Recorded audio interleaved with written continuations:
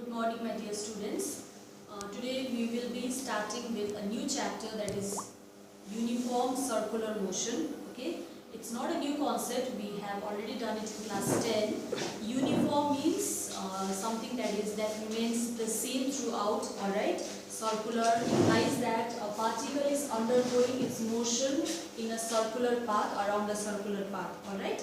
Now, it is nothing but a motion which occurs in a circular path where the speed of the particle remains constant throughout the path. Okay, and one thing here is that the velocity of the particle does not remain constant. Let's see how the speed remains constant but velocity does not remain a constant. Okay, as you know, speed is a scalar quantity. You need not have any direction to define speed, whereas velocity is a vector quantity. That means to express velocity completely you need the magnitude as well as a direction. Okay, now for this motion, say you have the object at A somewhere here. Okay, now the velocity of the particle will be given by a tangent drawn at the point A. Okay, so this becomes the velocity at the point A.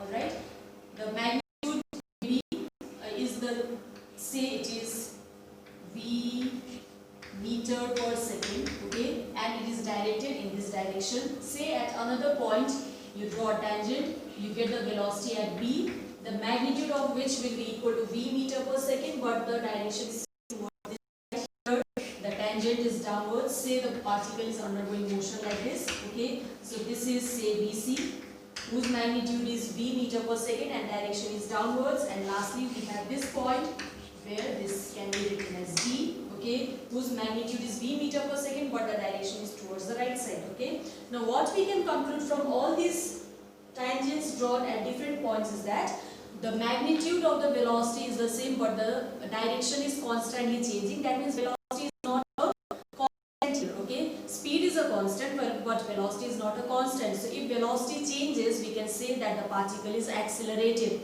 So uniform circular motion, three things here. One is speed is a constant. Second thing, velocity is not a constant. And thirdly, since velocity is not a constant, the particle is said to be, the motion is said to be an accelerated motion. Alright, so this is the basic, these are the basics of this uniform circular motion.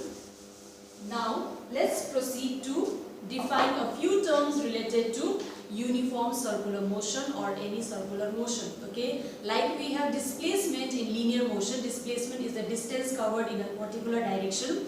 Similarly, in this uniform circular motion or circular motion, we have angular displacement. That means as the particle is moving in a circular path, it is covering certain angle after certain interval of time. That is called angular displacement. Alright, so let's draw a circular path.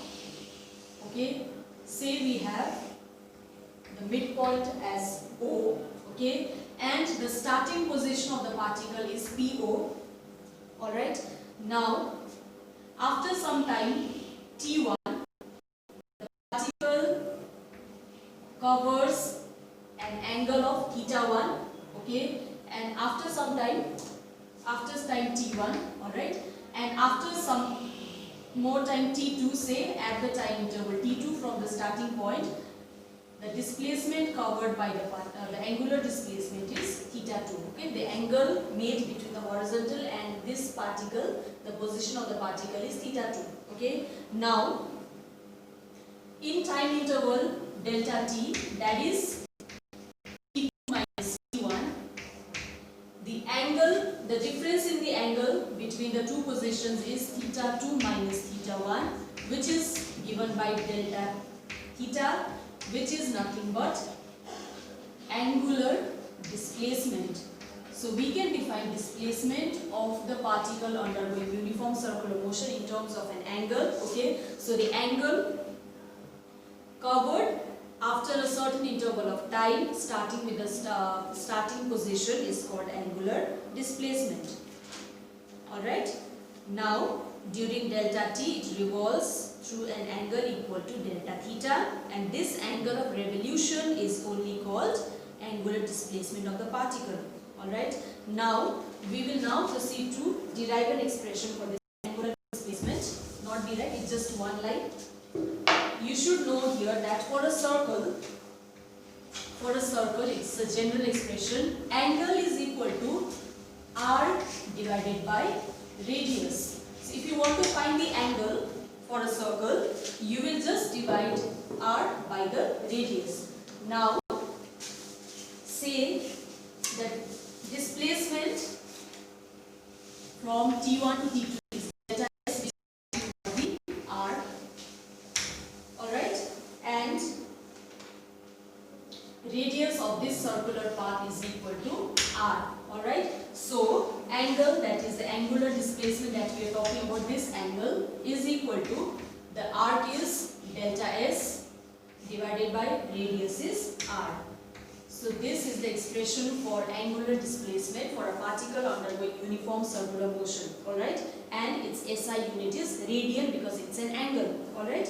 Now coming to the next term, that is angular velocity. Like we had velocity in linear motion, we can define angular velocity as the rate of change of angular displacement, okay, times the angular velocity of the particle. Average angular velocity is denoted by this letter W, looks like W but it is a Greek letter pronounced as omega, alright. So average angular velocity is equal to rate of change of angular displacement, that means delta theta divided by delta t. So this is the expression for angular velocity. Like we had velocity in linear motion as V, average velocity is equal to delta S by delta t. Likewise here it is delta theta by delta t because delta theta is the angular displacement, alright. Now if you take this delta t to be very small, we call it infinitesimally small, and mathematically we express this infinitesimally small time interval as delta t tending to 0. It is so small that the value almost comes down to 0 but not exactly equal to 0. We can write instantaneous angular velocity as limiting value, okay, of this average value of omega, alright, or we can write limiting value where delta t tends to 0, omega bar is delta theta by delta t, okay. Now if this, you apply this limit delta t tends to 0, this delta term changes to t because the value becomes very very small. So instantaneous value is equal to d theta by dt. So this gives you the instantaneous, means the value of angular velocity at a particular instant of time. That means you can also calculate the average velocity or you can also calculate the velocity at a particular instant of time, alright. And coming to the SI unit of this angular velocity, it is radian per second, alright, and the dimensional formula is t to the power minus 1, okay, and the SI unit is rad per second, that means radian per second, alright. Now if you take one complete revolution, okay, so if you take p0 to p0 back, okay, what will be the angular displacement? It will be equal to 360 degree, or in radian it is equal to 2 pi, okay, and delta t, that is the time from this point to come back to this point, delta t will be equal to 1 complete time period, alright. So average value of omega is equal to delta theta by delta t. Applying it in the formula, you get 2 pi divided by t, okay, or you can write it as 2 pi into 1 by t. Now 1 by t, the reciprocal of the time period, gives you the frequency of revolution. So omega bar or average value of velocity as 2 pi into n, where n is the frequency, alright. Frequency is nothing but the number of revolutions per second. So these are the expressions for angular displacement and angular velocity, okay. Now we will find out a relation between angular velocity and linear velocity, because while the the particle is undergoing circular motion, at the same time it is also covering some linear distance along the arc. Okay, now we will find how this angular displacement, angular velocity and linear velocity is related. Okay, so let's start with delta theta is equal to delta s by r, that means angle is equal to r by radius. Now we divide both sides by delta t because we need an expression for delta theta by delta t. So divide it, delta theta by delta t is equal to delta s by delta t into 1 by r.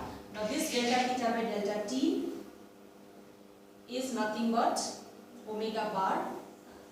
Okay, average velocity is equal to this delta s by delta t is nothing but linear velocity, okay, into 1 by r. Or if you take the instantaneous value, take the limiting values, limit delta t tends to 0, here also limit delta t tends to 0, you will get omega, not the average now you get the instantaneous value, omega is equal to 1 by r into v, or v is equal to omega r is the relationship between angular velocity and linear velocity of the particle undergoing uniform circular motion. In vector form, you can write v vector is equal to omega cross these two. This v is the cross product of omega and r. All right. So this is the relation between angular velocity and linear velocity for a particle undergoing uniform circular motion. Now coming to the next expression. The next expression is centripetal acceleration. Okay.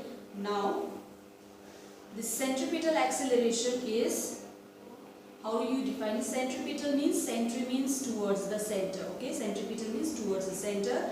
The acceleration of a particle undergoing uniform circular motion is directed towards the center of the circle, and this is only called centripetal acceleration. Okay, so let's derive the expression for centripetal acceleration. Say you have this circular path.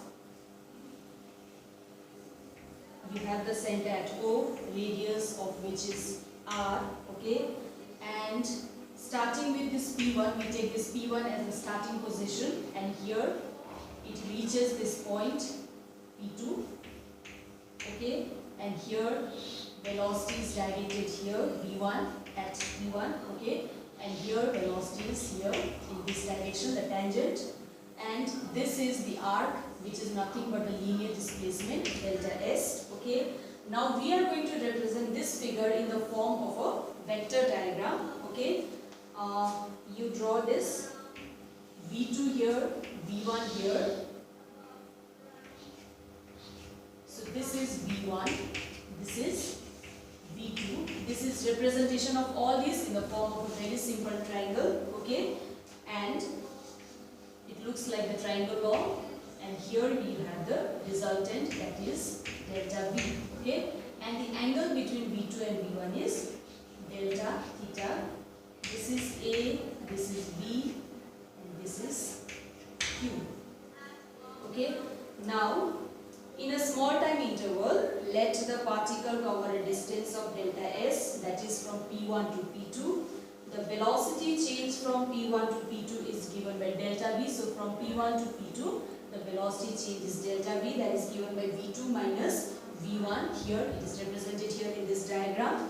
Now from figure, this second diagram, that is the vector triangle QAB, okay, and from here the triangle OP1 P2, these two triangles are similar. It can be proved mathematically that this triangle and this triangle is similar, are similar. Now if two triangles are similar, the ratio of their sides will be, corresponding sides will be equal. So we can write P1 P2 divided by P1O. From this triangle, the ratio between this and this will be equal to AB. Okay, the line that is similar to this is AB divided by AQ. Okay, AQ. Now P1 P2 is nothing but delta S, and P1O is nothing but the radius, is equal to AB is delta V, just taking the magnitude, and this AQ, BQ, we assume that these two have got the same velocity, that is V1 is equal to V2, that is equal to V. Okay. Now, this delta SY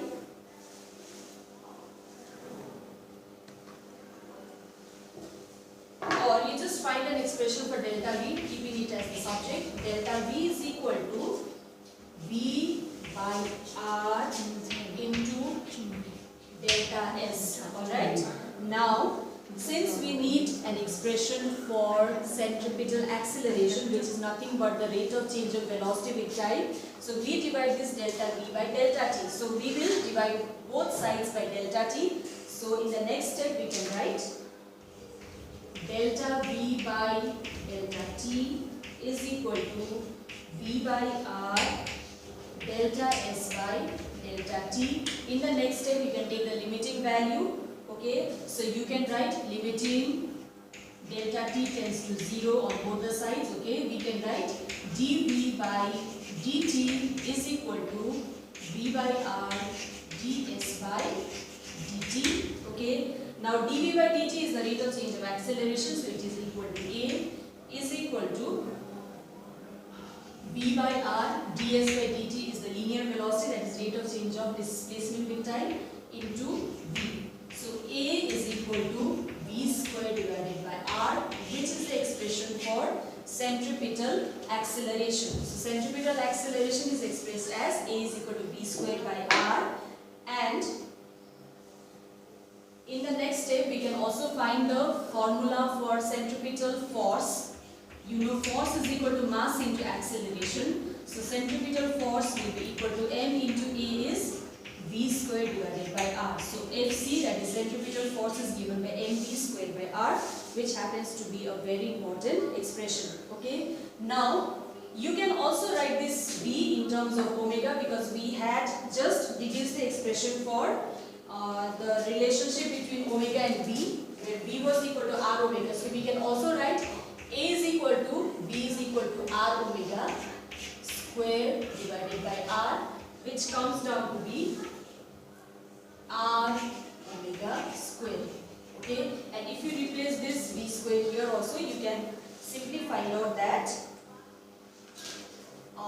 Fc will be equal to M R omega square divided by R, which comes down to be M R omega square. So this is the expression for centripetal force and centripetal acceleration in terms of V as well as omega. Alright. So, talking about the direction of the centripetal force and centripetal acceleration, they are always directed towards the center of the circular path that the particle is covering. Alright, this is all for today's class, and thank you for your attention.